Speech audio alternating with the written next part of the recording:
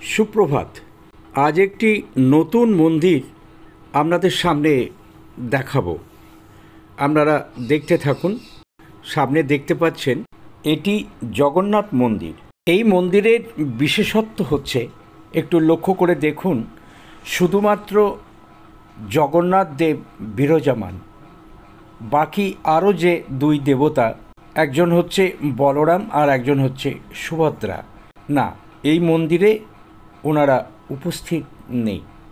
এই মন্দিরটি কোথায় সবটাই আমি দেখাবো, আপনারা দেখতে থাকুন।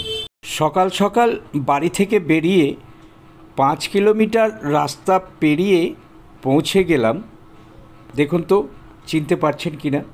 হ্যাঁ বন্ধু, এটি হচ্ছে Hemanta Mukhopadhyay metro rail station. এই জায়গার পুরনো নাম হচ্ছে রুবি হসপিটাল মোড়। আমরা সবাই চিনি। বর্তমানে এই মোড়ের নাম অনেকেই হয়তো ছিনিয়ে নেওয়ার চেষ্টা করেছিল, কিন্তু সেটা হয়নি। বর্তমানে মেট্রো রেলের নাম দাঁড়িয়েছে হেমন্ত মুখোপাধ্যায়। একটু বলে নিই বন্ধুরা, এই মেট্রো রেল লাইনটি হচ্ছে অরেঞ্জ লাইন। এই মেট্রো রেল লাইনটি যেখান থেকে আসছে সেটি হচ্ছে নিউ গড়িয়া, অর্থাৎ কবি সুভাষ থেকে আসছে। এটি যাবে সেক্টর 5 এবং সেখান থেকে একেবারে পৌঁছে যাবে বিমানবন্দর পর্যন্ত। এটি হচ্ছে সেই মেট্রো রেল লাইন। এই লাইনে শনি রবিবার ট্রেন চলে না। বাকি প্রতিদিন সকাল 8টা থেকে রাত্রি 8টা পর্যন্ত 20 মিনিট অন্তর নিউ গড়িয়া থেকে এই হেমন্ত মুখোপাধ্যায় রেল স্টেশন পর্যন্ত মেট্রো রেল চলাচল করে। মন্দির বিষয়ের সাথে এই মেট্রো রেলের বিষয়টিও খানিকটা জানালাম। দেখতে পাচ্ছেন এই মোড়ের মাথা, দেখুন এই পাশেই হচ্ছে রুবি জেনারেল হসপিটাল। আমরা অনেকেই তা চিনি। বাসটি যে বেরিয়ে গেল, এই যে আমি দেখাচ্ছি, দেখুন আমার ক্যামেরার মুখ, এইখান থেকে মিনিট 7-8 হাঁটলেই আমি যে আজকে মন্দির আপনাদের সামনে দেখাবো, সেই মন্দিরে এই রাস্তা দিয়ে যাওয়া যায়। আমরা অনেকেই জানি এই রুবি মোড় হচ্ছে চারমাথার মোড়। উত্তরে সায়েন্স সিটি, দক্ষিণে কালিকাপুর পাটুলি, পশ্চিমে হচ্ছে কসবা থানা বা রাসবিহারী এভিনিউ, আর পূর্বে হচ্ছে আনন্দপুর মেন রোড। আমি যে রাস্তাটি দেখাচ্ছি আমার ক্যামেরার সামনে, দেখুন এটি হচ্ছে আনন্দপুর মেন রোড। এখান থেকে 7-8 মিনিট হাঁটা পথ, যা আজকের যে মন্দির আপনাদের সামনে আমি পুরোটা দেখাবো তার প্রতিচ্ছবি এই রাস্তা দিয়ে গেলেই পাওয়া যাবে। এখান থেকে অটোতেও যাওয়া যায় বা বাসে করেও যাওয়া যায়, 10 টাকা ভাড়া। আমি পৌঁছে গেলাম। দেখুন একটা ছবি আপনাদেরকে দেখাচ্ছি। এটি হচ্ছে বাস স্ট্যান্ড। বাস দাঁড়িয়ে আছে 18C। মেনলি এটি Howrah Anandapur mini bus stand. এখান থেকে দেখুন অদূরে ওই যে ডান দিকে দেখা যাচ্ছে, ওটি হচ্ছে মন্দির। এই মন্দিরেই আমি এসেছি। চলুন আমরা এবারে ধীরে ধীরে সেই মন্দিরের কাছে পৌঁছই। অবশেষে আমরা পৌঁছে গেলাম সেই প্রতীক্ষিত জগন্নাথ মন্দিরের সামনে। দেখতে পাচ্ছেন বন্ধুরা, কলকাতা আনন্দপুরে এটি তৈরি হয়েছে এক অভিনব জগন্নাথ মন্দির। আমি একটু ক্যামেরা দিয়ে ঘুরিয়ে এই আশপাশটা দেখাচ্ছি। দেখুন এখানে একটা বোর্ড লাগানো আছে, যা লেখা আছে আপনারা একটু দেখে নেবেন। পাশেই একদম মেন রোড, যে রোডটির নাম হচ্ছে আনন্দপুর মেন রোড। এই হচ্ছে মন্দির। দেখুন এর উচ্চতা কিনা 65 ফুট। এই মন্দির নির্মিত হয়েছে সত্যজিৎ রায়ের সোনার কেল্লা চলচ্চিত্রে ব্যবহৃত এই ঐতিহাসিক জয়সলমেঢের পাহাড়ি পাথর দিয়ে। হ্যাঁ বন্ধু, সেটাই আমি জানতে পারলাম। মন্দিরের স্থাপত্য নকশা ও নির্মাণের কাজও করেছেন রাজস্থান থেকে আসা খোদাই শিল্পীরা। এই মন্দিরে প্রতিমা অর্থাৎ নিম কাঠের তৈরি, বলা হচ্ছে দারু ব্রহ্ম, এসেছে পুরী থেকেই। শ্রীক্ষেত্র পুরীর নিয়মে এখানে হচ্ছে মহাপ্রভুর নিত্যপুজো, হোম যজ্ঞ ও প্রাণ প্রতিষ্ঠা সেই নিয়মেই হয়েছে। সামনে দেখতে পাচ্ছেন একটা পিলার মতন, সেখানে মন্দিরের সময় কখন খোলে কখন বন্ধ হয় এবং আরতির সময় সবটাই এখানে লেখা আছে, আপনারা পজ করে দেখে নিন। মন্দিরের সামনের পোর্শন যেটি দেখতে পাচ্ছেন, দেখুন এটি সিংহদুয়ার বলা হচ্ছে। সামনে দুটি সিংহ পাহারাদার হিসেবে বসে রয়েছেন। চলুন আমরা ধীরে ধীরে এই মন্দিরের ভেতরে ঢোকার চেষ্টা করি। সামনেই দেখতে পাচ্ছি সেগুন কাঠের কাঁচ দেওয়া দরজার পাল্লা, নকশা করা, ভারী সুন্দর। সামনে আর একটা পিলার দেখতে পাচ্ছি সাদা মতন, তো সেটাও আমি ঘুরিয়ে আপনাদের সামনে দেখাবো। প্রথমে জগন্নাথ দেবকে দর্শন করাই। হ্যাঁ, দেখতে পাচ্ছেন জগন্নাথ দেব বিরাজমান।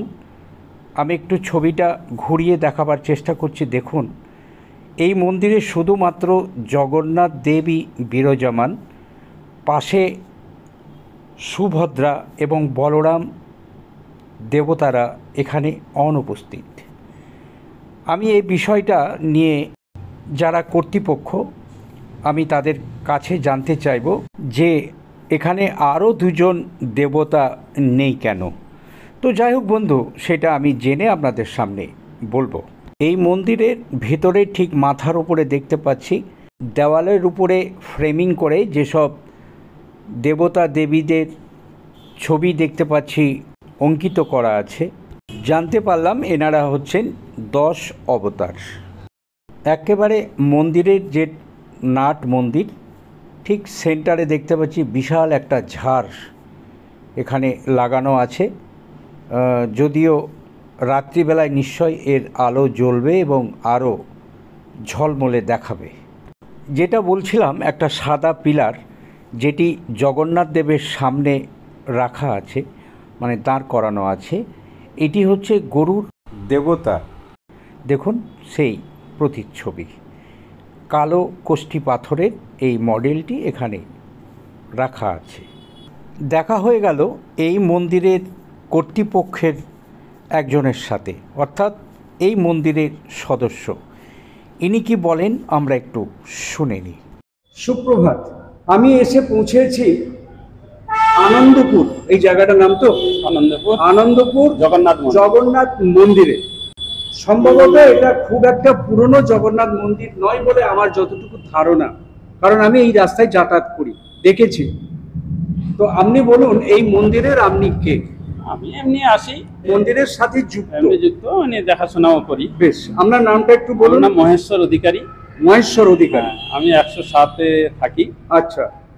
108-এর কাউন্সিলর সাহেব উনি নিজেই করেছেন এই মন্দিরটা। হ্যাঁ, অনেক দিন ধরে করেছেন। ওনার মনের যে একটা ইয়ে ছিল, সেটা বাসনাটা পূর্ণ হয়েছে। আচ্ছা, তো আপনি বলুন, আমরা তো যেখানে যাই শুধু দেখতে পাই জগন্নাথ, সুভদ্রা, বলরামকে, কিন্তু আমি এখানে শুধুমাত্র দেখছি জগন্নাথকে।